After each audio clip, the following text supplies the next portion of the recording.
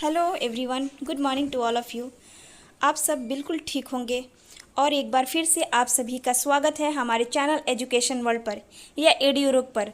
तो फ्रेंड्स, ये हमारी डेली करेंट अफेयर्स की क्लासेस है और यहाँ पर हर दिन most important top 15 current affairs का डिस्कस कराते हैं। अगर आप किसी भी वनडे एग्ज़ाम की तैयारी कर रहे हैं तो ये क्लास आपके लिए बहुत फ़ायदेमंद होंगे। दोस्तों, आप अपने सर्किल में, फ्रेंड सर्किल में ज़रूर इस क्लास को शेयर करें ताकि आपके साथ उन्हें भी फ़ायदा मिले। और इस क्लास को डेडिकेशन से, डिवोशन से ज़रूर करें क्योंकि ये क्लास बहुत ही इम्पॉर्टेंट है। एक एक क्वेश्चन आपके लिए इम्पॉर्टेंट है। ओके, आगे चलते हैं नेक्स्ट क्वेश्चन की ओर। हाल ही में किस मंदिर ने पहली बार अपने प्रमुख धार्मिक प्रतीकों और शब्दों के लिए ट्रेडमार्क संरक्षण प्राप्त किया है? आंसर है श्री जगन्नाथ मंदिर। आंसर है श्री जगन्नाथ मंदिर।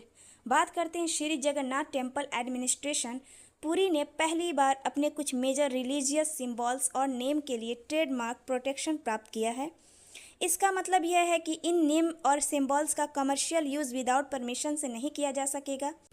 किन किन चीज़ों को ट्रेडमार्क मिला है? पतित पावन को जो वर्ड के लिए ट्रेडमार्क मिला है, जो यह भगवान जगन्नाथ का एक पवित्र स्वरूप या प्रतीक माना जा रहा है। आनंदा बाजार वर्ड के लिए मिला है और एक के चिन्ह के मिला है नील चक्र को, जो मंदिर के शिखर पर स्थापित पवित्र नीले रंग का चक्र है। और इस पहल का जो ऑब्जेक्टिव है मंदिर की रिलीजियस कल्चर्स और स्पिरिचुअल आइडेंटिटी की सुरक्षा करना तथा उनके अनवांटेड यूज़ को रोकना। ओके, तो आगे नेक्स्ट क्वेश्चन की ओर चलते हैं। हाल ही में अंतर्राष्ट्रीय क्रिकेट से संन्यास की घोषणा करने वाले केन विलियमसन किस देश के खिलाड़ी हैं? आंसर है न्यूजीलैंड। आंसर है न्यूजीलैंड। बात करें कि न्यूजीलैंड के बैट्समैन केन विलियमसन ने जून 2026 में इंटरनेशनल क्रिकेट से रिटायरमेंट की घोषणा कर दी है। इन्होंने 16 साल कैरियर इसमें अपना दिए हैं और कई हिस्टोरिकल अचीवमेंट्स भी हासिल किए हैं। केन विलियमसन को क्रिकेट के फैब फोर के नाम दिया जाता है। इसमें 4 खिलाड़ियों का नाम रहता है फैब फोर में, और ये न्यूजीलैंड के मोस्ट इंटरनेशनल सबसे ज़्यादा रन बनाने वाले ये खिलाड़ी हैं। और इंटरनेशनल कैरियर में उन्होंने 2010 से 2026 तक रिप्रेजेंट किए और टोटल इंटरनेशनल रन्स जो बनाए उन्होंने 19,346। आईसीसी वर्ल्ड टेस्ट चैंपियनशिप 2021 के विजेता कप्तान भी रहे।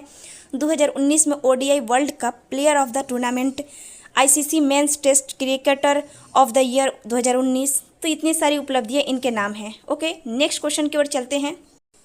रूस ग्रैंड सैंड मास्टर कप 2026 जीतने वाले पहले भारतीय कौन बने? आंसर है सुदर्शन पटनायक। आंसर है सुदर्शन पटनायक। उड़ीसा के famous sand artist Sudarshan Patnaik ने रसिया ग्रैंड सैंड मास्टर कप 2026 जीतकर इतिहास रच दिए हैं। वह यह सम्मान प्राप्त करने वाले फर्स्ट इंडियन बने हैं। उन्होंने रसिया में आयोजित second international festival of sand sculpture में ग्लोबल वार्मिंग विषय पर 3 मीटर के हाइट पर सैंड की कलाकृतियाँ प्रस्तुत की थी, जिसके वजह से वह सर्वसम्मानित से विजेता चुने गए हैं। ये क्या हुआ था, क्लाइमेट चेंज के ऊपर इन्होंने ये सैंड 3 मीटर की जो सैंड कलाकृतियाँ बनाई थी, इस वजह से वो ये इनाम जीते हैं। नेक्स्ट क्वेश्चन की ओर चलते हैं। दुनिया के पहले टेलीनियोर यानी $1 ट्रिलियन से अधिक संपत्ति वाले व्यक्ति कौन बने हैं? आंसर है एलॉन मस्क। आंसर है एलॉन मस्क। बात करते हैं 12 जून 2026 को स्पेस एक्स के आईपीओ के बाद उनकी कुल संपत्ति $1 ट्रिलियन से अधिक हो गई है, जिसके साथ वे दुनिया के पहले टेलीनियोर बन गए हैं।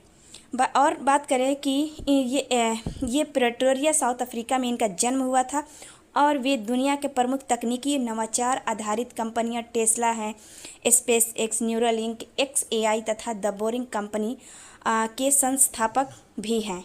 नेक्स्ट क्वेश्चन की ओर चलते हैं।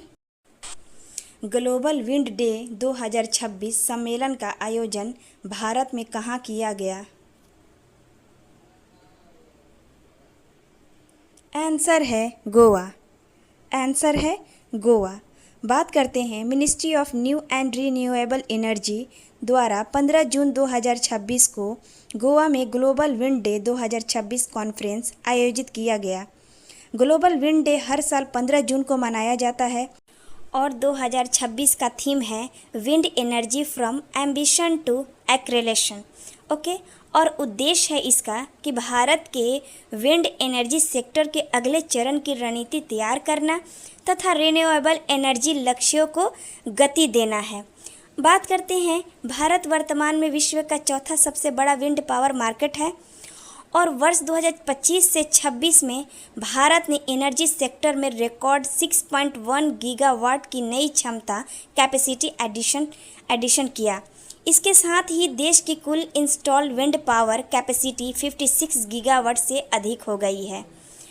भारत ने 2030 तक 100 गीगावाट तथा 2035 तक 155 गीगावाट विंड एनर्जी कैपेसिटी का लक्ष्य रखा है। नेक्स्ट क्वेश्चन की ओर चलते हैं। भारत सरकार द्वारा शुरू किया गया मिशन सुदर्शन चक्र किससे संबंधित है? आंसर है वायु एवं मिसाइल रक्षा प्रणाली। आंसर है वायु एवं मिसाइल रक्षा प्रणाली यानी मिसाइल डिफेंस कैपेबिलिटी। बात करते हैं मिशन सुदर्शन चक्र की घोषणा इसकी 2025 में ही की गई थी। मिशन सुदर्शन चक्र भारत की multi layer air and missile defence shield विकसित करने से संबंधित है और इसका उद्देश्य क्या है कि देश की वायु रक्षा, बैलिस्टिक मिसाइल रक्षा तथा रणनीतिक परिसंपत्तियों की सुरक्षा को मजबूत करना। नेक्स्ट क्वेश्चन की ओर चलते हैं। जून 2026 में केजी से पीजी तक निःशुल्क शिक्षा देने की घोषणा करने वाला राज्य कौन सा है? आंसर है ओडिशा। आंसर है ओडिशा। बात करते हैं ओडिशा के मुख्यमंत्री मोहन चरण मांझी ने राज्य के सभी सरकारी शिक्षण स्थानों में केजी से पीजी तक की निःशुल्क शिक्षा देने की घोषणा की है। ये योजना सरकारी स्कूलों और कॉलेजों पर लागू होगी और इसका उद्देश्य है आर्थिक रूप से कमजोर वर्गों तथा छात्राओं को लाभ पहुंचाना। यह घोषणा 12 जून 2026 को राज्य सरकार के 2 वर्ष पूरे होने के अवसर पर की गई है। ओके, नेक्स्ट क्वेश्चन की ओर चलते हैं। कृषि जैव विविधता पर विशेषज्ञ समिति का अध्यक्ष किसे नियुक्त किया गया है? आंसर है डॉक्टर पीएल गौतम। आंसर है डॉक्टर पीएल गौतम। बात करते हैं नेशनल बायोडायवर्सिटी अथॉरिटी ने expert committee on agro biodiversity का 1 वर्ष के लिए पुनर्गठन किया है। इस कमेटी के अध्यक्ष के रूप में पद्मश्री डॉक्टर पीएल गौतम को अपॉइंट किया गया है, जबकि protection of plant varieties and farmers rights authority के चेयरपर्सन इसके को चेयर होंगे। डॉक्टर पीएल गौतम को इस बार 2026 में पद्म श्री से सम्मानित किया गया है। और बात करते हैं, यह समिति national biodiversity authority agro biodiversity के संरक्षण, सतत उपयोग, एक्सेस एंड बेनिफिट्स शेयरिंग से जुड़े विषयों पर विशेषज्ञ सलाह प्रदान करेगी। मतलब यही सब काम करेगी। ओके, नेक्स्ट क्वेश्चन की ओर चलते हैं। भारत के सड़क दुर्घटनाएं 2024 रिपोर्ट के अनुसार सड़क दुर्घटनाओं में सर्वाधिक मौतें किन कारणों से हुई है? आंसर है ओवर स्पीडिंग। आंसर है ओवर स्पीडिंग। बात करते हैं कि जो इंडिया में रोड एक्सीडेंट हुआ है 2024 रिपोर्ट के अनुसार, रोड एक्सीडेंट के लिए एक सीरियस पब्लिक हेल्थ और साइको इकोनॉमिक चैलेंज बनी हुई है। रिपोर्ट में बताया गया है कि एक्सीडेंट और डेथ का सबसे बड़ा कारण ओवर स्पीडिंग रहा, जो कि 70.3% रहा है।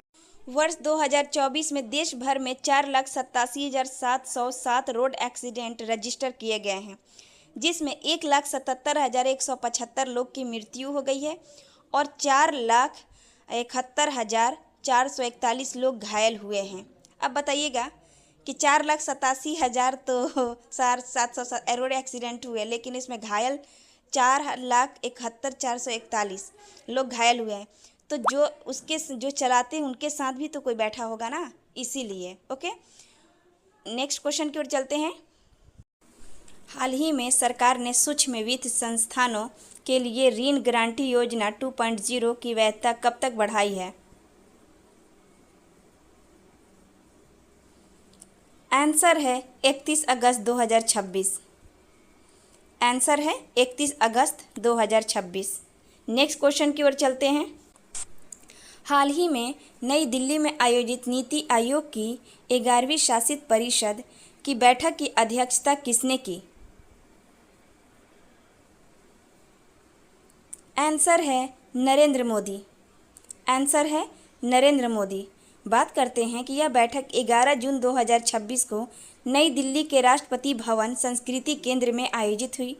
इसमें सभी 28 राज्य के मुख्यमंत्री एवं केंद्र शासित प्रदेशों के उपराज्यपाल शामिल हुए। इसका मुख्य विषय था विकसित भारत 2047 के लिए समावेशी मानव विकास, यानी कि इंक्लूसिव ह्यूमन डेवलपमेंट फॉर विकसित भारत @2047। नेक्स्ट क्वेश्चन की ओर चलते हैं। भारत सरकार के विदेश मंत्रालय द्वारा तुर्की में भारत का अगला राजदूत किसे नियुक्त किया गया है? आंसर है रुद्र गौरव श्रेष्ठ। आंसर है रुद्र गौरव श्रेष्ठ। बात करते हैं भारत सरकार के विदेश मंत्रालय ने रुद्र गौरव श्रेष्ठ को तुर्की में भारत का अगला राजदूत नियुक्त किया है। वे एक 1999 बैच के भारतीय विदेश सेवा अधिकारी हैं और वो वर्तमान में ईरान में भारत के राजदूत के रूप में कार्य। जून 2026 में 23वें फीफा विश्व कप 2026 का उद्घाटन मैच किस स्टेडियम में खेला गया? आंसर है स्टेडियो एज़ेटिका। आंसर है स्टेडियो एज़ेटिका। बात करते हैं फीफा विश्व कप 2026 का उद्घाटन मैच मैक्सिको और साउथ अफ्रीका के बीच स्टेडियो एज़ेटिका में खेला गया। यह स्टेडियम विश्व कप के उद्घाटन मैच की मेज़बानी करने वाला पहला स्टेडियम बना, जिसने 3 अलग अलग विश्व कप 1970 में, 1986 में और 2026 के उद्घाटन मैचों की मेज़बानी की। नेक्स्ट क्वेश्चन की ओर चलते हैं। जून 2026 में बिहार के कितने उत्पादों को जीआई टैग प्राप्त हुआ है? आंसर है 3। आंसर है 3। बात करते हैं जून 2026 में बिहार के 3 पारंपरिक उत्पादों को जीआई टैग प्रदान किया गया है। ये उत्पाद 3 अलग अलग जिलों से संबंधित है। नालंदा से बात करें तो 52 ब्यूटी साड़ी एवं फैब्रिक दिया गया है।